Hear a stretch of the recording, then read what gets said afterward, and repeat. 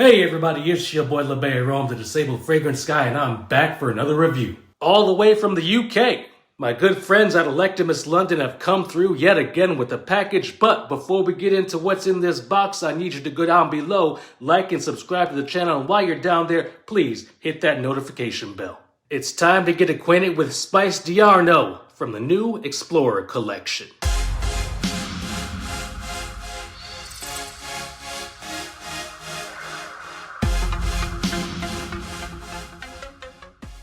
If you don't know, Electimuss is renowned for its opulent fragrances inspired by ancient Rome. And because I'm not a very good writer, I'm just gonna tell you. From the brand, Spice Diarno is a rhythmical composition which moves like the flow of the river for which it is named.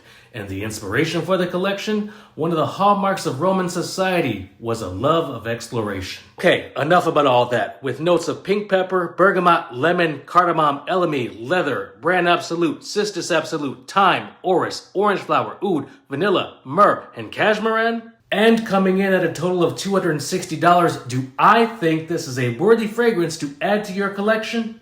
Maybe. That's for you and your wallet to talk over after this review.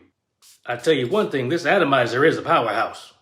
There's an ever so slight spice that enters with the pink pepper, but it's not as spicy as I thought it would be, or that it could be for that matter. As a matter of fact, I get more spice from the pink pepper on paper than I do on skin. But it's only slightly more present on paper, because when you tell me there's pink pepper as a note in a fragrance, I'm expecting a bite, like damn near Ozzy Osbourne in bat mode type of bite. If you don't know that reference, Google it.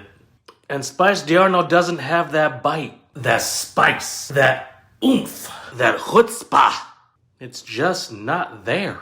This is classified as a spicy, woody fragrance, and I believe with all my heart that perfumer Celine Burrell had every good intention here, but there's something I'm missing.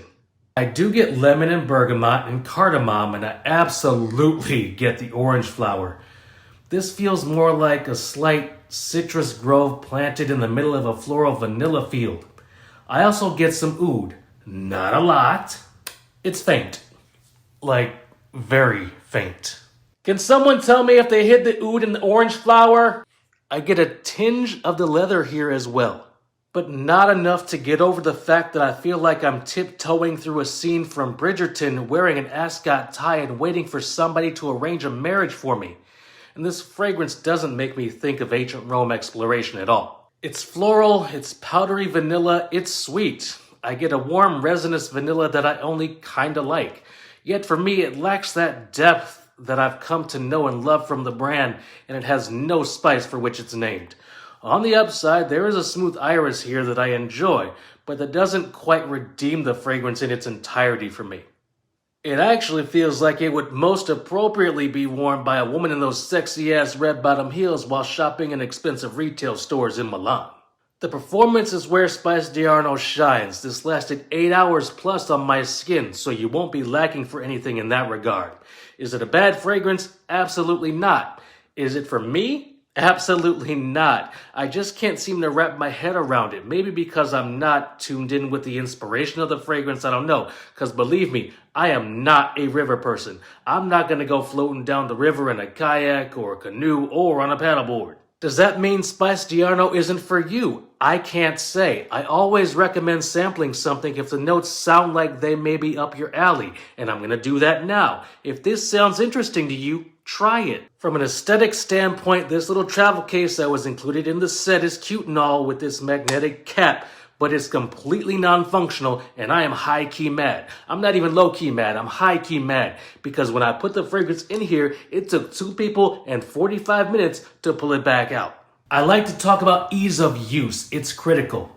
No, it's essential, especially in the disabled community, that products are functional and easy to use, because even the smallest acts of independence, like people being able to use your travel spray without assistance, are big ticket items in the disabled community. How is someone with any sort of hand dexterity issues supposed to change this out when the bottle's empty? While I don't have any issues with my hands, others might, and this is just frustrating and pointless because it's not accessible at all. What you might need here is a little flibberty gibbet to press here so that the fragrance comes out easily from the bottom. It's 2024. This can happen to make the world of fragrance a more accessible place. At the end of the day, someone, well, scratch that, multiple people will love this fragrance. Of all the releases I have from Electimuss, and I have quite a few, this is just one that I cannot get behind personally. For me, it falls flat. And that's okay, because not every fragrance is for everyone. I will be reviewing Cupid's Kiss and Aquila Absolute that were also included in this set in the coming weeks, so stay tuned for my thoughts there. But as for Spice Giorno, it's gonna be a no from me. That's my time. Thank you to Electimuss for providing a sample of Spice Giorno so I could give you my thoughts. Go down below, like and subscribe, and I'll catch you next time. Peace.